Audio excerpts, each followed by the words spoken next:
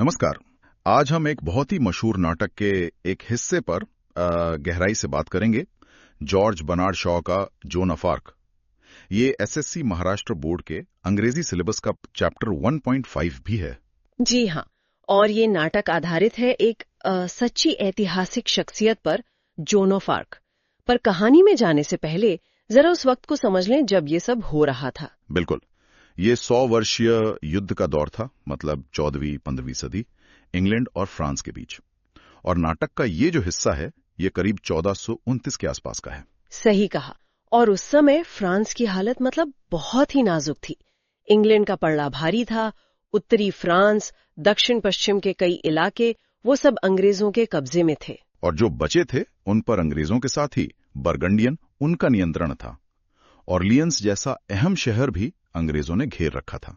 बिल्कुल। और जो फ्रांस के होने वाले राजा थे, डॉफिन चार्ल्स, वो शिनॉन शहर में एक तरह से हिम्मत हार के बैठे थे।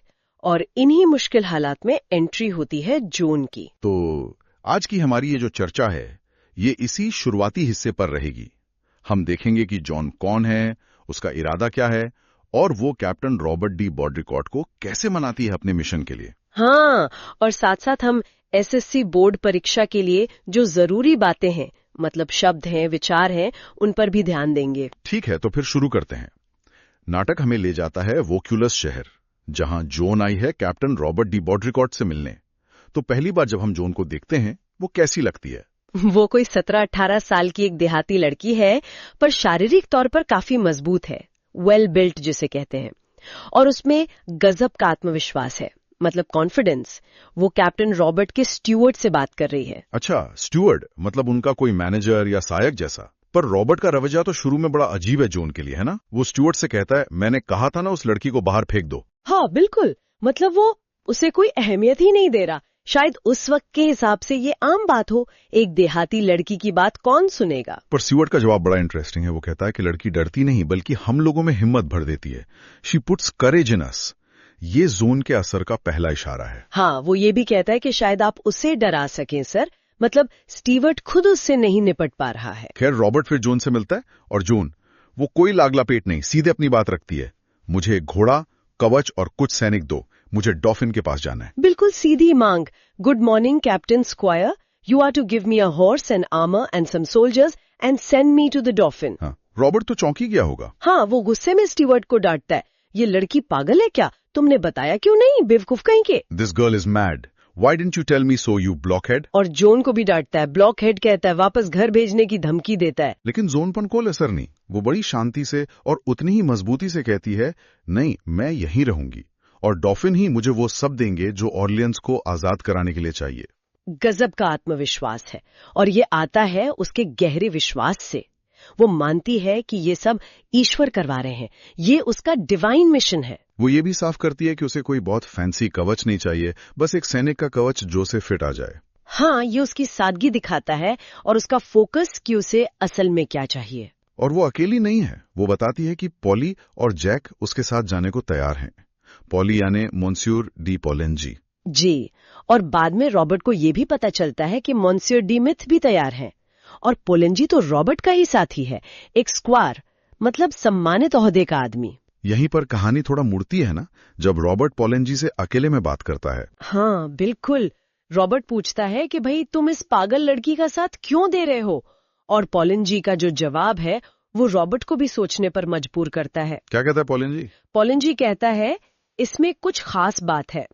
वो फ्रांस की जो बुरी हालत है उसका जिक्र करता है कि डॉफिन शिनॉन में चूहे की तरह कोने में फंसा है, like a rat on a corner. सैनिक निराश है, ऑलियांस भी हाथ से जाने वाला है। तो ऐसे में वो सोचता है कि शायद जोन एक चमत्कार हो, एक कोशिश करने में क्या अर्ज है। हाँ, it may be worth trying. और वो ये भी कहता है कि जोन की बातों ने उसमें आग भर दी है।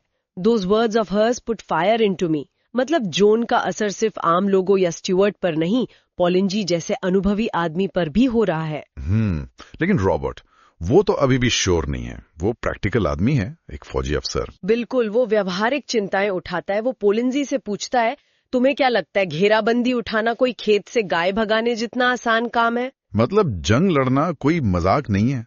वो युद्ध की सच्चाई की बात भी करता है।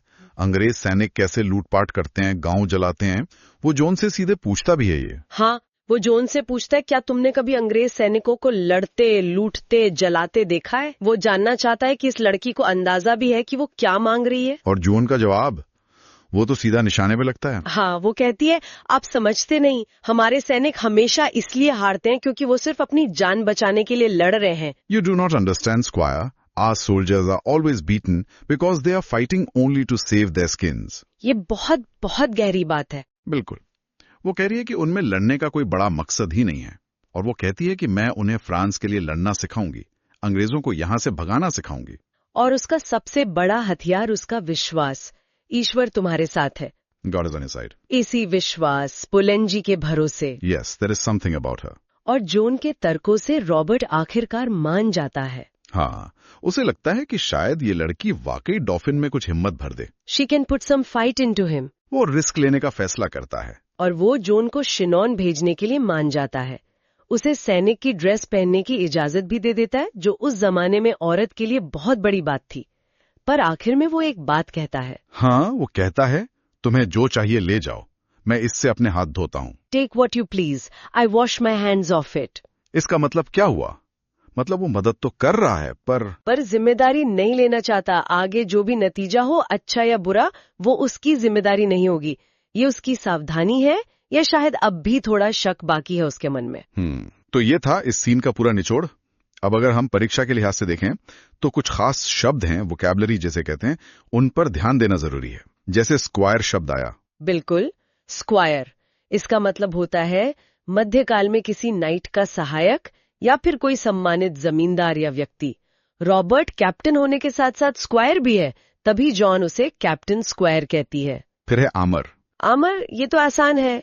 कवच, सैनिकों वाला लोहे का सुरक्षा कवच। डोफिन, ये हमने पहले भी बात की। फ्रांस के राजा के सबसे बड़े बेटे यानी युवराज का टाइटल था। उस समय चार्ल्स सप्तम डॉफिन थे, जिनके पास जॉन जाना चाहती हैं। और रॉबर्ट का फेवरेट शब्द ब्लॉकहेड, बिल्कुल, मतलब मूर्ख, बेवकूफ। वो जॉन और स्टुअर्ट दोनों के लिए इस्तेमाल करता है। उसका गुस्सा दिखाता है ये शब्द। हाँ, फिर एक शब्द है अज्यूमिंग। अज्यूमिंग मतलब मान लेना। रॉबर्ट जॉन से पूछता है ना कि क्या तुम ये मानकर चल रही हो कि मैं तुम्हारी बात मान लूंगा। अच्छा। और चीनॉन, वो शहर जहां डॉफिन थे, जॉन का डेस्टिनेशन। एक और शब्द है काउड। काउड मतलब डरा हुआ। पोलेंजी कहता है ना कि उसके आदमी डरे हुए हैं, पर जॉन उन्हें हिम्मत देती है। और प्लंडरिंग यानी लूटपाट, रॉबर्ट युद्ध की भयानक सच्चाई बताने के लिए इसका जिक्र करता है। और आखिर में वो मुहावरा wash one's hands of it, मतलब किसी मामले से पल्ला झाड़ लेना, जिम्मेदारी न लेना। रॉबर्ट का फैसला इसी नोट पर खत्म होता है। तो इन शब्दों का मतलब और नाटक में वो कैसे इस्तेमाल हुए हैं, ये समझना जरूरी है। बिल्कुल। अब आते हैं किरदारों पर। परीक्षा में कैरेक्टर स्केच अक्सर पूछ लिया जाता है, तो जॉन के बारे में मुख्य बातें क्या कहेंगे? जॉन का किरदार तो वाकई बहुत प्रभावशाली है। सबसे पहले तो उसका आत्मविश्वास, कॉन्फिडेंस, फिर उसकी दृढ़ता मतलब डिटर्मिनेशन, वो मानती है तो मानती है। और उसकी गहरी धार्मिक आस्था, वो बहुत पायस है, बहादुर तो है ही, और दूसरों को प्रेरणा देने वाली, इंस्पायरिंग। सही कहा, विनम्र भी है, सादगी है उसमें। दूसरी तरफ रॉबर्ट है, शुरू में शक्के, स्केप्टिकल। हाँ, प्रैक्टिकल भी है। एक मिलिट्री ऑफिसर है तो वो नियमों सबूतों में यकीन रखता है, लेकिन जिद्दी नहीं है। बिल्कुल, वो हालात को समझता है, पोलेंजी की बात सुनता है, जॉन के व्यक्तित्व को देखता है और फिर अपना मन बदलता है। मतलब वो प्रैग्मेटिक है, यथार्थवादी। वो रिस्क लेता है, चाहे हिचकिचाहट के साथ ही सही। और पोलेंजी, वो कैसा लगता है? पोलेंजी थोड़ा ज्यादा खुले विचारों वाला लगता है, ओपन माइंडेड। वो जॉन की बातों से जल्दी प्रभावित होता है, उसमें एक उम्मीद देखता है फ्रांस के लिए।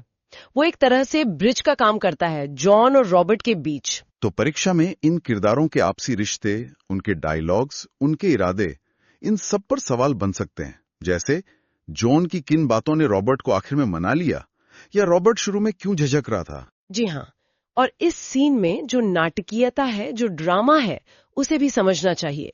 यहाँ टकराव है, कॉन्फ्लिक्ट है, जॉन की असाधारण मांग और रॉबर्ट का शक, डायलॉग्स में तनाव है, टेंशन है।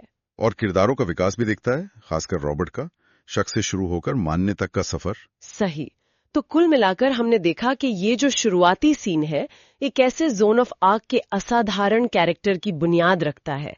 कैसे एक गांव की लड़की अपने विश्वास और हिम्मत के दम पर एक अनुभवी फौजी को मना लेती है। और इस सीन सिर्फ जोन के बारे में नहीं बताता, बल्कि उस वक्त के फ्रांस की जो निराशा थी और एक चमत्कार की जो तलाश थी, उसे भी दिखाता है। हाँ, और एसएससी परीक्षा के लिए, जैसा हमने बात की, किरदारों का विश्लेषण, जोन, रॉबर्ट पोलेंजी, ऐतिहासिक बैकग्राउंड, जरूरी डायलॉग्स और मुश्किल शब्द, इन सब पर ध्यान देना अच्छे नंबर लाने में मदद करेगा। बिल्कुल।